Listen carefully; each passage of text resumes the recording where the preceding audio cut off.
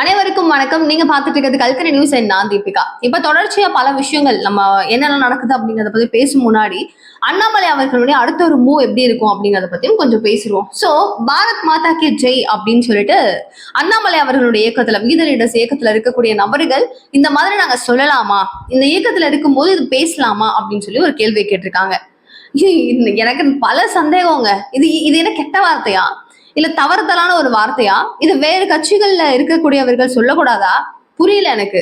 அது வேற யாராவது கார்பரேட் வாங்கி வச்சிருக்காங்களா? ஒரு இந்திய குடிமகனாக இருக்கக்கூடிய அனைவருக்கும் பொதுவான ஒரு வார்த்தை தான், ஒரு அழகான ஒரு வார்த்தை, அங்கீகரிக்கப்படக்கூடிய ஒரு வார்த்தை, ரொம்ப நமக்கு ஒரு ஆன்மாவோட சம்பந்தப்பட்ட ஒரு வார்த்தை. அது என்ன இதுனா நீ என்ன சொல்ற? இந்த கட்சி என்னத்துக்கு பாரத் மாதா கி ஜெய் சொல்றீங்க? நான் இது திமுகவை சொல்றேன். பாரத் மாதா கி ஜெய் சொல்லிட்டா போதும், அவன் பிஜேபி காரன் தானே. ஐயோ, நீலாம் இந்தியா கிடையாதா? இங்கதானே இருக்கிறீங்க, எல்லாரும் இந்தியர்கள் தானே. என்ன கன்றாவிய சொல்றதோ. சோ இந்த கேள்வியை நிறைய நபர்கள் அப்படிங்கிறவங்க வச்சிருக்காங்க. ஏன்னா பிஜேபி ஒரு வெளில வந்திருக்காரு, பிஜேபிக்கான வார்த்தை அப்படின்னு சொல்லிட்டு ஒரு மாதிரி பண்ணி வச்சிருக்காங்க. சொல்லலாமா அப்படிங்கிற கேள்வி வரும்போது எஸ் அப்கோர்ஸ் அண்ணாமலை சொல்றாரு, பதில் சொல்றாரு. அதுக்கு சொல்லாங்க. என்ன பேசிட்டு இருக்கீங்க? தமிழ் வாழ்கன்னு சொல்லலாம், தமிழ் அன்னை வாழ்கன்னு சொல்லலாம், பாரதம் வாழ்கன்னு சொல்லலாம், என்ன வேணா சொல்லலாம். அவங்களுடைய உரிமை அது, அதெல்லாம் ஒன்றும் பிரச்சனை இல்லை, நீங்க பேசலாம், அப்படி சொல்லலாம் அப்படின்னு சொல்லிட்டு அண்ணாமலை அவர்கள் தரப்பு விளக்கம் கொடுத்துட்டீங்களா? என்ன பாரதம் வாழ்க, அது என்ன பாரதம் வாழ்க, அதே பாரத் மாதா கி ஜெயின்னு சொல்லக்கூடாதா அப்படின்னு சொல்லிட்டு ஒரு பக்கம் பிஜேபியினர் பயங்கரமா அவரை பத்தி இப்ப போட ஆரம்பிச்சிட்டாங்க. ஏன் என்ன பேசினாலும் சண்டையா? இன்னும் வாயவே திறக்க கூடாதா? இது ஏன் பாரத் மாதா கி ஜெயின் தான் நீங்க சொல்லணுமா? ஏன் பாரதம்னு நீங்க எப்படி சொல்வீங்க? இத்தனை நாள் நீங்க பிஜேபியில இருக்கும்போது பாரதம்னா சொன்னீங்க, பாரத் மாதா கி ஜெயின் சொன்னீங்கல்ல, எதுனா இப்ப பாரதம் வாழ்கெல்லாம் சொல்றீங்க? அதெல்லாம் அப்படிலாம் சொல்லக்கூடாது அப்படின்னு சொல்லிட்டு இந்த பக்கம்.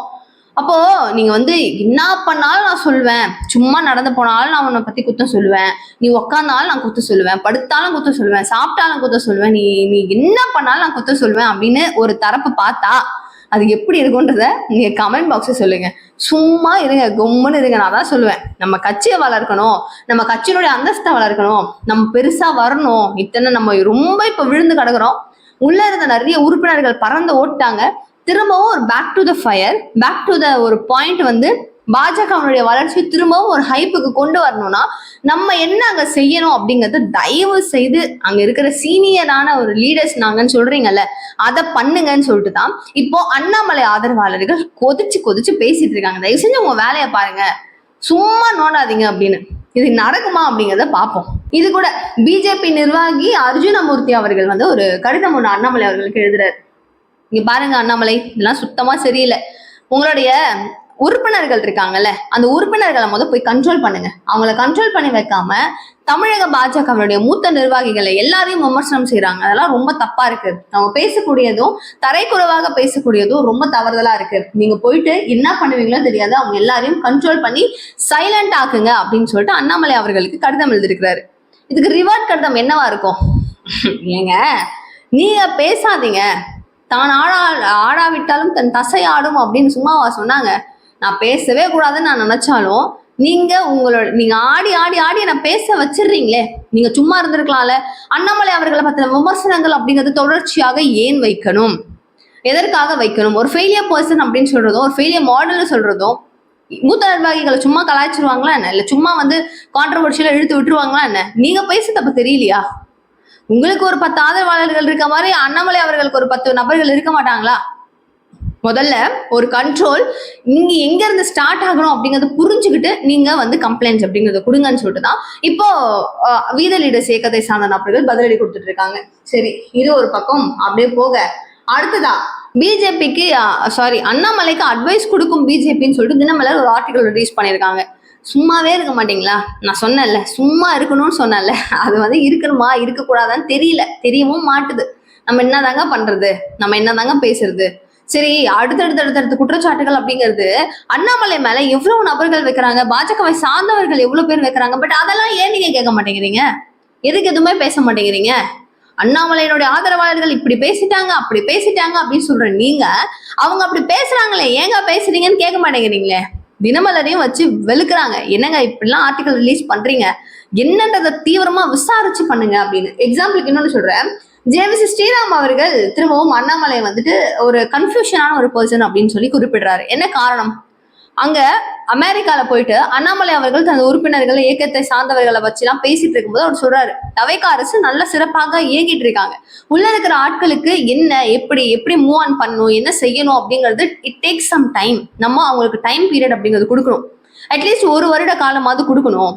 ஸோ தட் நான் ப்ரெஸ்ஸை கூட பெருசாக மீட் பண்ணுறதில்ல. ஏன்னா ரொட்டீனா ஆனால் டெல்லி போனாரு, இந்த அமைச்சர் இப்படி சொன்னாங்க, அவங்க அப்படி சொன்னாங்க, இந்த கவுன்சிலர் இப்படி பேசினாங்க, என்ன என்ன என்ன என்னன்னு அந்த ரொட்டேஷனா அந்த குண்டா சட்டிக்குள்ளேயே வந்து குதிரை ஓட்டுறதுன்றதை நான் விரும்பல. ஸோ தட் நான் ப்ரெஸ் மீட்டும் கொடுக்கல. We have to give some time to TVK அரசு அப்படிங்கிறாரு அண்ணாமலை.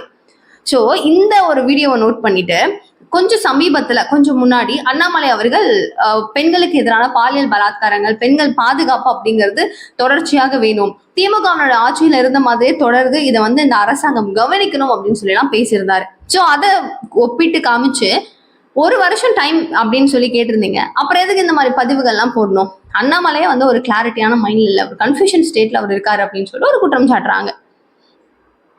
அடடடா, இவங்களை என்ன பேசுறது என்ன சொல்றது தெரியலங்க, சுத்தமா ஐடியா இல்லைங்க. என்ன சொல்லலாம் நீங்களே சொல்லுங்க. ஒரு பெண்கள் பாதுகாப்பு, ஒரு பொண்ணுக்கு ஒரு கொடுமை நடக்குது, பாலியல் வன்கொடுமைகள் நடக்குதுன்னா அதை அடுத்த வருஷம் நான் கேட்டுக்கிறேன், 1 வருஷம் முடிஞ்சிட்டோம் அடுத்த வருஷம் நான் கேட்டுக்கிறேன், காரி துப்புவாங்களா மாட்டாங்களா? மீடியாஸை எடுத்துக்கோங்க, கேட்பாங்களா மாட்டாங்களா? ஒரு பெரிய விஷயம் நடக்குது, நடந்து முடிக்குது, அப்ப நீங்க என்னங்க கேட்பீங்க? ஐயோ அண்ணாமலை என்ன எதுவுமே பேசாம இருக்காரு, அண்ணாமலை இதை பத்தி ஒண்ணுமே சொல்ல, ஒரு ஒரு ஒரு எனர்ஜியான ஒரு பாலிடிக்ஸ், ஒரு ஹெல்தியான ஒரு பாலிடிக்ஸை கிரியேட் பண்ணக்கூடிய அண்ணாமலை ஏன் பேசல இதை பத்தி ஏன் சொல்லலன்னு கேட்பீங்களா மாட்டீங்களா? அதையும் தாண்டி ஒரு அரசியல் வாழ்க்கையில, பொது வாழ்க்கையில பொது பிரச்சனைகள் அப்படிங்கறத எடுத்து பேசக்கூடிய அளவுக்கு இது பொதுவான ஒரு பிரச்சனை இல்லையா? தமிழகத்துல எல்லாரும் இருக்கக்கூடிய இடத்துல இது வந்து எல்லாருக்கும் தேவையான ஒரு பிரச்சனை. இதை எடுத்து இந்த மாதிரி நடக்குது அப்படின்னு சொல்லி அதுக்கும் இதுக்கும் what is this bro? So JVC அவர்களை வச்சு என்ன சும்மா இருங்களேன் அப்படின்னு சொல்லிட்டு வச்சு செஞ்சுட்டு இருக்காங்க. அடுத்ததாக அமெரிக்கால அண்ணாமலை அவர்கள் ஒரு சுவாமி மடத்துக்கு விசிட் பண்ணியிருக்கிறாரு. அந்த சுவாமி மடத்துல இருந்து போட்டோஸ் ரிலீஸ் ஆயிருக்கு. அதுல ஐயர் ஃபேமிலியா நிறைய பேர் இருக்காங்க. லைக் இந்த பார்த்தோன்னே பாஜகவினர் வந்து பாத்தீங்களா இது வந்து போட்டோஸ் வந்துருக்கு பாத்தீங்களான்னு. ஆமாங்க பார்த்தோம், நல்ல போட்டோஸ் தான். நிறைய பிராமணர்கள் எல்லாருமே வந்துட்டு அண்ணாமலை அவர்களுக்கு சப்போர்ட் பண்றாங்க, புரியுதாங்கன்னு.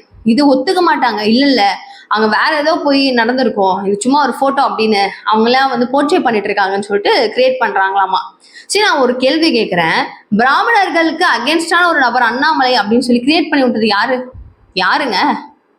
எப்படிலாம் கிரியேட் பண்ணீங்க? ஆனா எனக்கு தெரிஞ்ச வரைக்கும்ங்க, என்னுடைய ஃப்ரெண்ட் சர்க்கிள்ஸ் இருக்காங்க, எனக்கு தெரிஞ்ச கொலீக்ஸ் இருக்காங்க, அவங்க கிட்ட எல்லாம் கேட்கும்போது அண்ணாமலை அவ்வளவு அளவுக்கு நல்ல பாசிட்டிவா தாங்க பேசியிருக்காங்க, ரொம்ப ரொம்ப பாசிட்டிவா. ஸோ அவர் யார் வந்து இல்ல அவர் ஒரு நெகட்டிவ் ஃபேம்னு யார் வந்து கிரியேட் பண்ணது? இவங்க வந்து சரியில்லைன்னு யார் சொன்னது? இவங்களா ஒண்ணு சொல்றது. இப்ப இந்த போட்டோல எல்லாரும் இருக்கிறத பார்த்து சூப்பருங்க, பிராமன்ல எல்லாருக்கும் அண்ணாமலையும் பிடிக்கும், இதுக்கான சான்று இது அப்படின்னு சொல்லும் போது வயிற்றுச்சல் தாங்க முடியல, கேட்டு அப்படியே காதுல புகை வர மாதிரி உட்கார்ந்துருக்காங்களாமா. அடுத்து முக்கியமான விஷயம், விசிகா வந்து ஒரு குட்டியான ஷார்ட்டா சொல்லிடுறேன், நெக்ஸ்ட் வீடியோல ஃபுல்லா அதை பத்தி பேசுவோம்.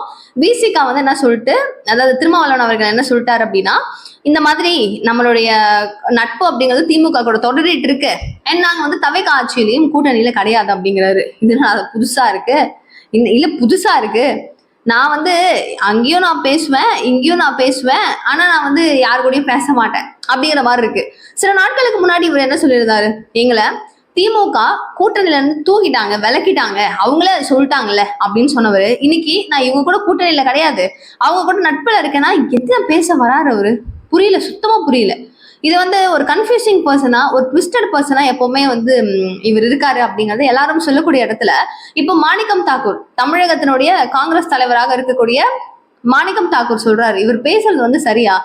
அமைச்சரவை அப்படிங்கிறது ஒரு அங்கம் தானே, எல்லாருக்கும் பொதுவானது தானே, அந்த அங்கத்துல விசிகாவும் ஒரு அங்கமாக இருக்காங்கல்ல, அப்போ கூட்டணிக்குள்ள இல்லைன்னு சொல்றது எப்படி சரியாக இருக்கும் அப்படின்னு சொல்லிட்டு அவரு ஒரு பக்கம் போட்டு விடாப்புடியா பேசிட்டு இருக்காரு. அடுத்ததான் வைகோ கேக்குறாரு, இங்க நகைச்சுவைக்கான ஒரு விருது அப்படிங்கிறது திருமாவளவன் அவர்களுக்கு தான் கொடுக்கணும், அவர் எப்படி அப்படி பேசுறது அப்படிங்கிறது சரியா இருக்கா? ஒரு அமைச்சரவையில இருந்துகிட்டு நான் கூட்டணியில இல்லைன்னு சொல்றது எந்த அளவுக்கு சரியாக இருக்கும் அப்படின்னு சொல்லிட்டு அவரும் கான்ட்ரவர்ஷியலா பேசியிருக்காரு. திருமாவர்களே, உங்களை குருமா ஆக்கிட்டு இருக்கிறாங்க தவைக்கா, சரி நீங்க அமைச்சரவையில இடம் பெற்றீங்க, இன்னும் வந்து நீங்க என்ன பூசி முழுவ ட்ரை பண்றீங்க, என்ன நினைக்கிறீங்க புரியல எங்களுக்கு, என்னை வாங்க முடியாது, என்னை விலை பேச முடியாதுன்னு பேசுற நீங்க இன்னைக்கு என்னவா இருக்கிறீங்கன்றதையும் தயவு செய்து யோசிச்சு பாருங்க. தேங்க்யூ ஸோ மச் ஃபார் வாட்சிங் திஸ் வீடியோ. பாய்.